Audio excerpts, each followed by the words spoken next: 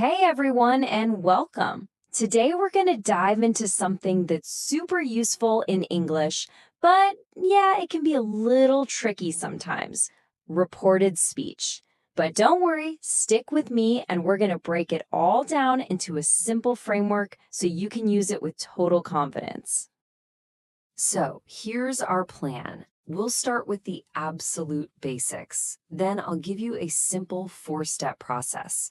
After that, we'll tackle the hardest part, backshifting, and make it easy. Then we'll look at questions and commands and finish up with the exceptions, the stuff that really shows you've mastered it. Sound good?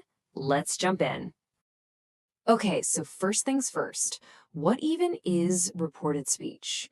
You might also hear it called indirect speech, but the thing is, it's not just some dusty old grammar rule. It's a tool you literally use every single day for telling stories, sharing news, or just relaying information. Okay, let's look at a quick example. Picture this. Your friend Sean says this to you. I'm staying here for 2 nights. These are his exact words. In grammar, we call that direct speech. The dead giveaway? Those quotation marks. That's how you know it's a word-for-word quote. All right, now fast forward a bit. Later that day, you want to tell another friend what Sean's plans are. So how would you do it? Right? You're probably not going to repeat it word for word like a robot. And that, right there, that's exactly why we need reported speech. So this is really the key difference. Direct speech, it's like hitting copy-paste, the exact words, inside quotes. Reported speech, on the other hand, is more like telling the story of what was said. We're getting the same message across, but we're filtering it through our own perspective, which means, a few things have to change along the way. All right, let's get practical. I don't want you to think about memorizing 100 different complicated rules. Instead, I'm going to give you a super simple 4-step process. If you just follow these steps, you'll get it right pretty much every time. Here they are, super simple. 1, add a reporting verb. 2, change the pronouns. 3, update the time and place words. And 4, backshift the verb tense. Now let's break each one of these down. Okay, step 1, the reporting verb. The 2 big ones are say and tell. And there's one simple rule you gotta remember. You always tell someone something. The verb tell absolutely needs a person right after it. Say doesn't, so she told me works perfectly, but she said me? Nope, that's just wrong. Step 2 is all about pronouns, and honestly, this is just common sense. Think about it. If someone says my holiday, when you report it, you have to say his holiday. If you don't, it suddenly sounds like you're talking about your vacation. This simple change makes sure everyone knows who you're talking about. Step 3 follows the exact same logic, but for words about time and place.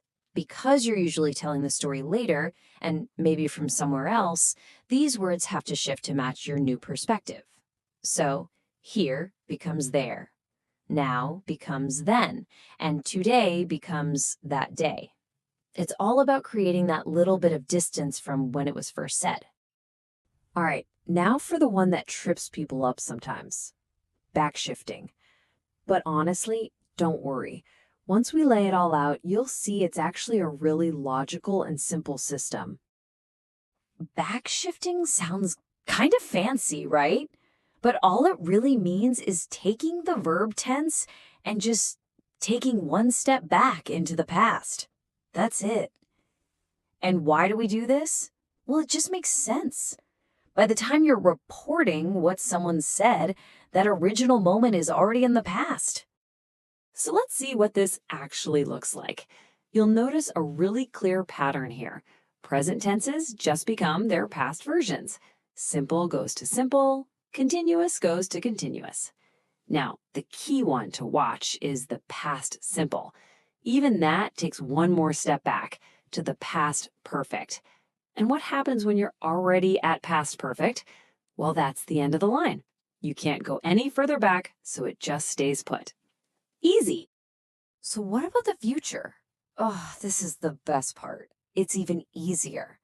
I want you to think of this as a hack, a really simple switch.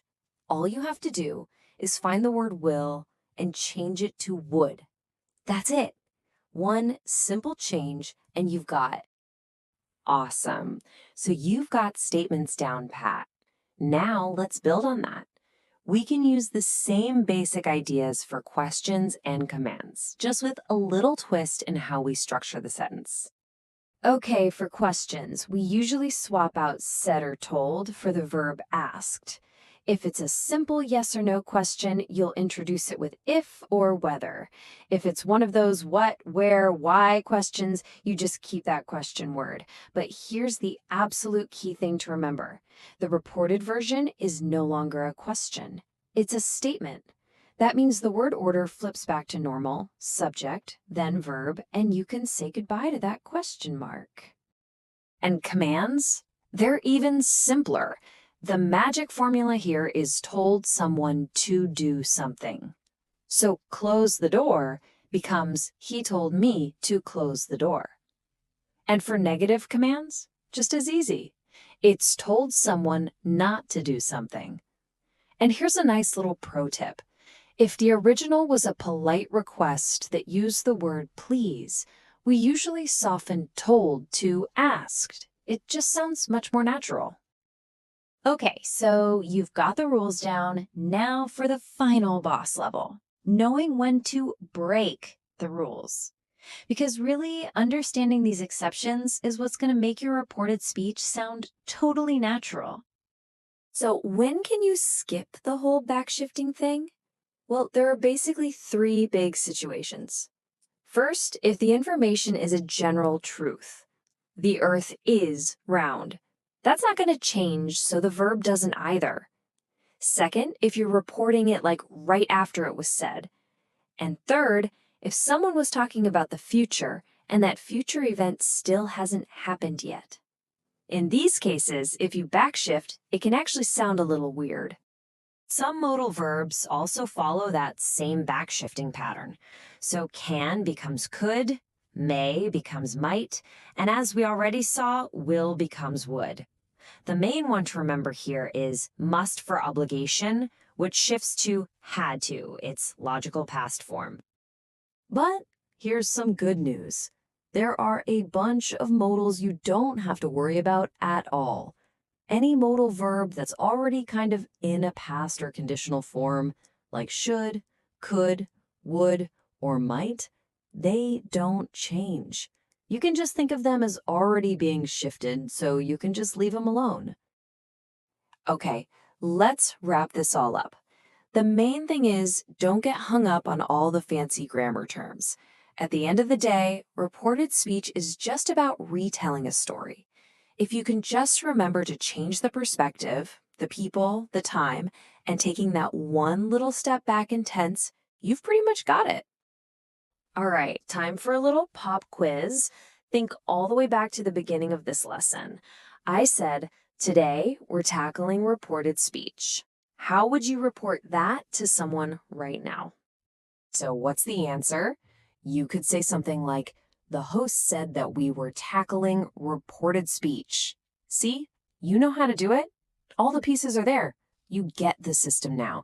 The only thing left is practice. That's what turns it from something you have to think about into something that's totally natural. Thanks so much for joining me.